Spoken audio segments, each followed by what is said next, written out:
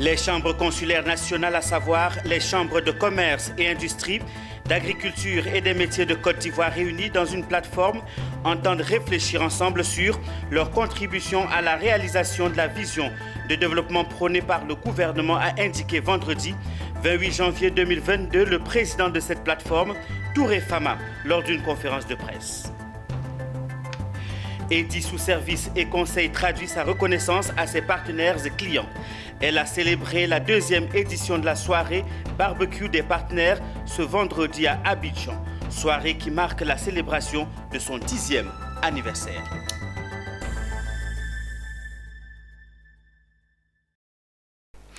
Madame, Monsieur, merci de nous rejoindre dans cette nouvelle session d'information sur Business 24. Également, dans ce journal, vous aurez droit à une page sportive et à la chronique de Business 24.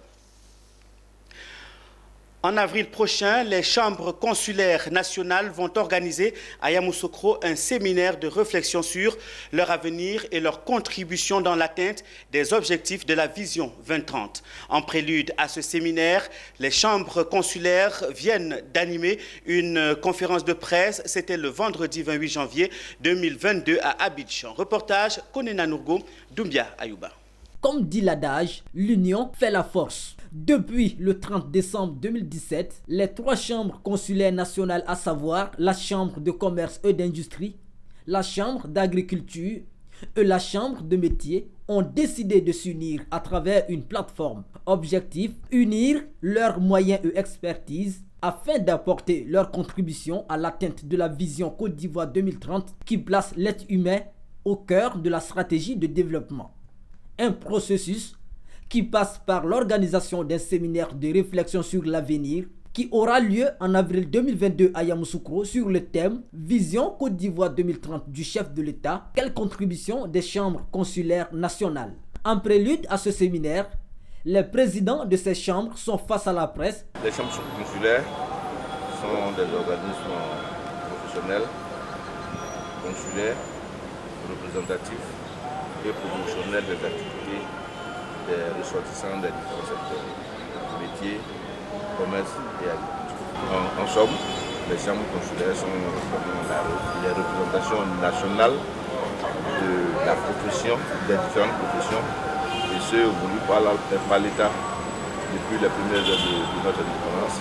Contribuer à l'atteinte de la vision Côte d'Ivoire 2030, l'initiative est plutôt bonne, mais déjà, la question du financement se pose. Nos programmes conçus pour pouvoir moderniser nos différents secteurs sont élaborés, mais ils ne peuvent pas être appliqués si l'État ne jette pas un regard au mode de financement de nos chambres consulaires. Ce séminaire de réflexion permettra de faire un diagnostic, de réfléchir aux stratégies afin de mieux accompagner le gouvernement et surtout réfléchir à la problématique du financement des différentes chambres consulaires.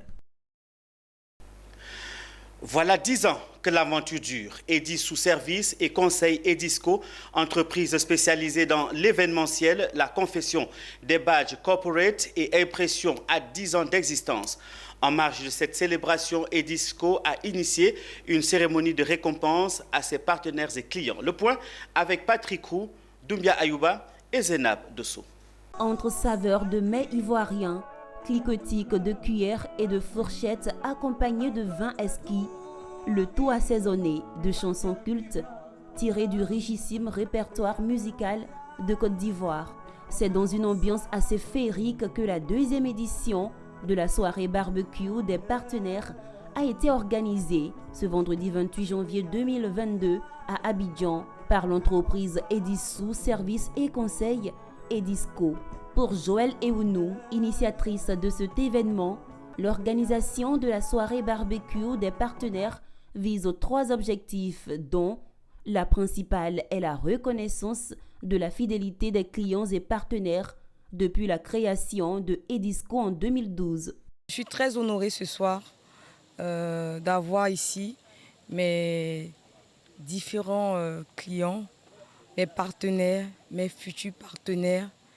Je dis merci à tout le monde pour cette belle soirée, le dîner barbecue des partenaires qui a été initié depuis l'an dernier. Nous sommes à notre deuxième édition. J'ai reçu des trophées. Des trophées en 2020 et 2021 dans l'innovation, en événementiel et dans la communication par l'objet. Pour traduire toute sa reconnaissance, une vingtaine d'entreprises présentes, dira cette comptable de formation, très tôt piquée par le virus de l'entrepreneuriat, qu'elle compte au nombre de ses clients fidèles et partenaires. Pour cette année 2022, Joël Ewunou a souhaité pouvoir compter sur le soutien de ses partenaires pour relever de nouveaux défis.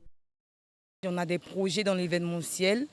On a une activité avec un partenaire où je suis en partenariat en tant que sponsor, qui est la rando scolaire, au cours de laquelle nous allons organiser des événements dans toutes les régions de la Côte d'Ivoire pour les enfants qui sont des pépinières. Aussi, on a le tapis rouge de l'artisanat. C'est vrai que c'est pour 2023, mais c'est maintenant qu'il se prépare parce que dans le domaine de l'événementiel, il faut s'y prendre tôt pour pouvoir aussi avoir des sponsors qui nous accompagnent. On a aussi le sommet des femmes d'impact qui est aussi en 2023. La soirée barbecue des partenaires a aussi été marquée par la célébration du 10e anniversaire de Edisco et une remise de présents aux clients, potentiels clients et partenaires.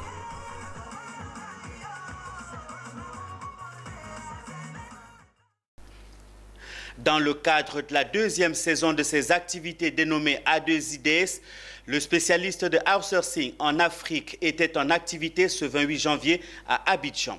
Son président-directeur général a réuni son personnel de l'Afrique et de l'Europe pour faire le bilan des activités 2021 et présenter le plan de stratégie pour les 5 prochaines années du groupe. Marie-Christelle Zougueyi, Ismaël Doza.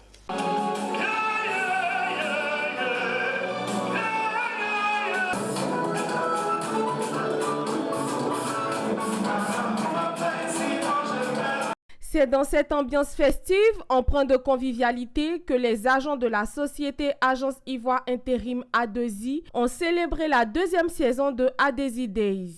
Un moment de partage et de retrouvailles pour le personnel spécialiste de outsourcing et ses partenaires de faire le point de ses activités pour l'année 2021 et proposer une perspective pour le quinquennat à venir.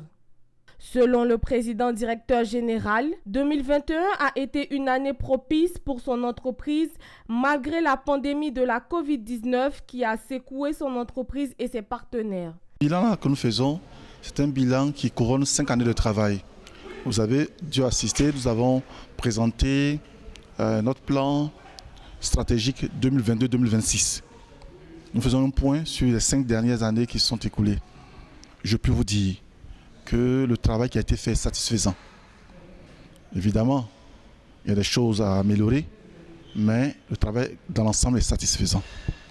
Nous sommes déployés en Côte d'Ivoire, que ce soit Abidjan, les villes intérieures, San Pedro, Yamoussoukro, un peu partout. L'emploi des jeunes a été une priorité pour le groupe qui a permis à plusieurs jeunes de trouver un emploi décent. Mais il est encore plus satisfaisant parce que nous avons participé à l'employabilité des jeunes en Côte d'Ivoire. Nous avons travaillé à ça. Aujourd'hui, c'est plus de 2000, 3000 personnes que nous avons dû remettre dans le circuit du travail. En termes de formation, d'accompagnement. Depuis sa création en 2017, dans une marche ascendante, le groupe a fait des ressources humaines une vraie passion. Devant ses partenaires, les responsables ont tenu à récompenser plusieurs agents pour leur engagement dans le travail et la croissance de l'entreprise. Spécialiste des ressources humaines et management des projets à l'export, le groupe A2I Outsourcing accompagne les entreprises dans leurs projets de développement. Tous les invités de A2I Outsourcing sont repartis tous convaincus du professionnalisme de ce groupe envers ses partenaires. Il s'est tenu ce 28 janvier à Abidjan une conférence de presse pour le lancement du logo élu produit de l'année. Cette étude qui met en avant les produits les plus innovants vise à amener les consommateurs à acheter mieux en leur proposant avec ce logo un produit approuvé par l'ensemble de la population ivoirienne. Mireille Abalé, Ézéchiel Seri. Le concept élu de l'année débarque en Côte d'Ivoire, un label pour les produits les plus innovants de l'année. L'annonce a été faite par les organisateurs. Leader mondial en matière de trophées pour l'innovation produit et seul prix 100% désigné par les consommateurs. L'initiative vise à guider le consommateur vers les nouveaux produits sur le marché et de récompenser les marques et les fournisseurs de services pour leurs innovations. L'avantage pour les consommateurs de participer à cette enquête, c'est de nous donner leurs opinions sur les grandes entreprises dont ils sont les clients, les banques, les assurances, les fournisseurs d'accès Internet, etc., pour remonter leurs opinions en tant que consommateurs sur la qualité de la prise en charge et la qualité des produits qu'ils ont l'habitude de consommer. Ces opinions, elles sont consolidées par les résultats qu'il y aura à l'issue de l'enquête, des résultats auxquels pourront se référer les autres consommateurs pour être guidés dans leur choix. Si effectivement ils sont élus meilleur service client, par exemple pour une banque, c'est un avantage qu'ils peuvent faire valoir pour fidéliser leurs clients ou recruter de nouveaux clients. C'est le meilleur argument. Le label élu produit de l'année est décerné par un échantillon représentatif de la population, une distinction qui sert d'indicateur pour les acheteurs en suivant la recommandation de milliers d'autres consommateurs. Les produits gagnants sont choisis et élus produits de l'année par le biais d'une étude en face à face effectuée par l'Institut indépendant défini. Nous, ce qu'on évalue, c'est une catégorie du marché ivoirien, représentative du marché ivoirien, complètement indépendante des inscriptions. Donc tous les produits qui ont une part de marché significative, toutes les entreprises qui ont une part de marché significative seront soumises au vote du consommateur. Le logo élu produit de l'année existe depuis 37 ans dans plus de 40 pays. Avec plus de 4 milliards de consommateurs exposés au logo, c'est l'étude consommateur la plus importante au monde. C'est l'heure de la chronique sur Business 24. Gouvernement et Assemblée nationale dissous, constitution suspendue, le Burkina Faso renoue avec les coups de force. Lundi dernier, à la télévision nationale, des officiers de l'armée ont lu une déclaration de prise de pouvoir, rejoignant ainsi le Mali et la Guinée-Conakry, deux autres pays où la loi est désormais dictée par des hommes en tenue. Coup d'État au Burkina Faso, c'est le regard de Issa Badini dans la chronique de Business 24.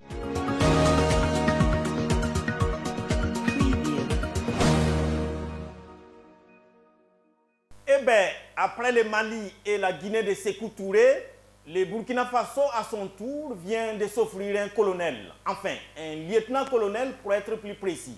Le printemps des colonels, comme nous l'avions mentionné dans une récente chronique, est en marche dans la sous-région ouest africaine. Lundi dernier, après quelques actions éclairs, les militaires se sont payés à Ouaga de ce qui restait encore du pouvoir du roc Marc Christian Kaboré.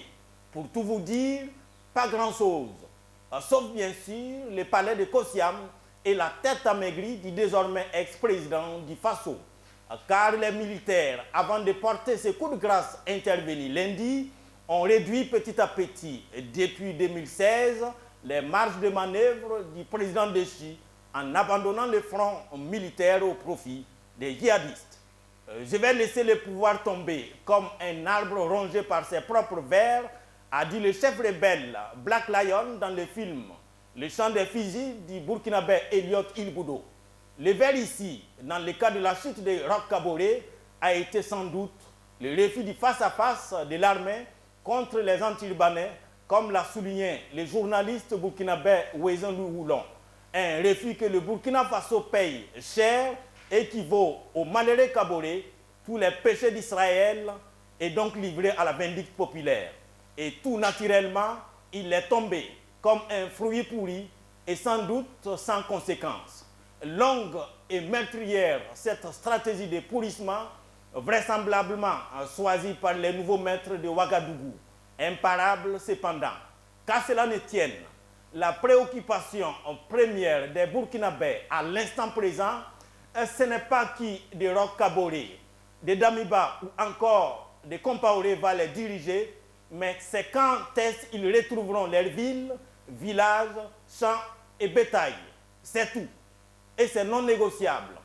Mais ça craint, car la première sortie télévisée de l'homme fort de Ouagadougou montre que lui et ses lieutenants ont beaucoup plus misé sur comment débarquer Roch Kaboré que sur une feuille de route pouvant sauver le peuple.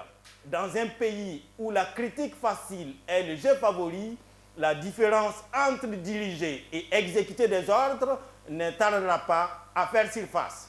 Quand on sait que cette rupture opérée n'est pas seulement institutionnelle et constitutionnelle, mais aussi et surtout une rupture de banc avec la communauté, entre guillemets, internationale, qui, quoi qu'on dise, a quelque part son utilité qu'il ne faut nullement occulter.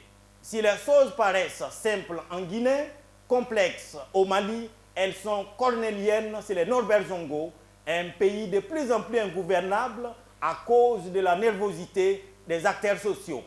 Mais bon, quand le match a commencé, tu as crié tellement fort que tout le monde t'a entendu. C'est toi qui disais que les défenseurs ne sont pas puissants, que le milieu tourne mal, les attaquants sont nuls.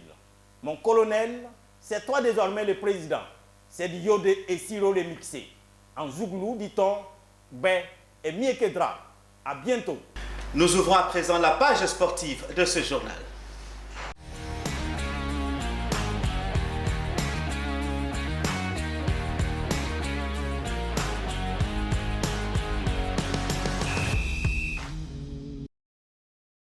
Les sports, c'est l'affaire de Hamid Yarasouba, déjà sur ce plateau. Hamid Yarasouba, bienvenue. Merci Pierre.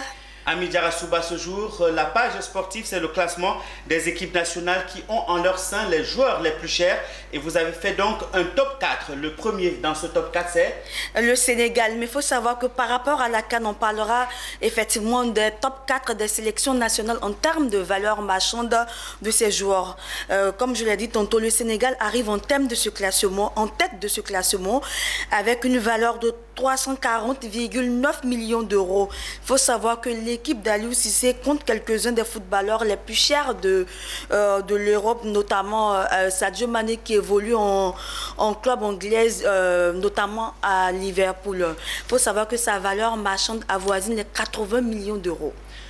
La Côte d'Ivoire occupe dans votre top 4 la deuxième place. La Côte d'Ivoire arrive en deuxième place de ce classement avec une valeur estimée à 300 millions d'euros. Les éléphants ont également en leur rang quelques joueurs qui évoluent dans les grands clubs européens. On parle de Franck Yannick Kessie. Et le troisième dans cette liste, c'est les Super Eagles du Nigeria. Les Super Eagles du Nigeria dont la valeur marchande avoisine les 271 millions d'euros arrive en troisième place de ce classement. On parle aussi de Wilfried Ndidi. Lui, à lui seul, qui vaut environ 60 millions d'euros. Le Maroc referme cette liste des top 4 à Hamid Yarasouba. Exactement. Au pied du podium figure la sélection marocaine. Celle-ci talonne de peu les Super Eagles du Nigeria avec une valeur estimée environ 213 millions d'euros. Alors, la star marocaine du nom de Achraf Hakimi, sa valeur estimée approximativement à 70 millions d'euros. La Coupe d'Afrique des Nations de football se poursuit au Cameroun. Intéressons-nous à présent à l'affiche du dimanche. Alors, l'affiche du dimanche se présente comme suit. À 16h GMT, l'Égypte affrontera le Maroc et à 19h GMT, le Sénégal sera face à la Guinée équatoriale. Voilà donc terminé pour la page sportive. Hamid Yarasouba, merci d'être venu. C'est moi qui te remercie, Pierre. Madame, monsieur, c'est donc la fin de cette édition. Passez un très excellent moment en compagnie de nos programmes. Nos émissions se poursuivent. Au revoir et à très bientôt sur Business 24.